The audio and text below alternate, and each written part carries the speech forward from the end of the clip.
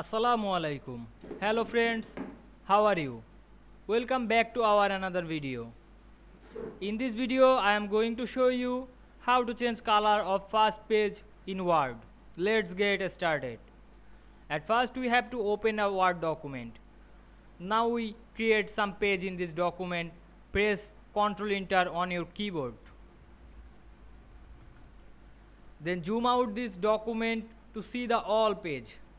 Now we can see here some page inserted. Now we change the color on first page. Click the first page and go to the insert menu and create a shapes or text box. Now I create a shapes. Now I choose rectangle shapes and draw it in full page.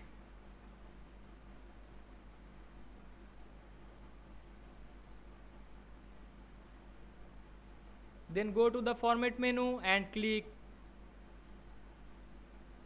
send backward to the send back.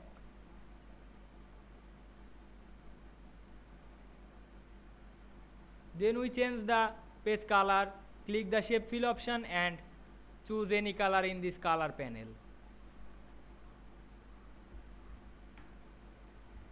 Now we can see here we change the page color of a first page in this Word document very easily.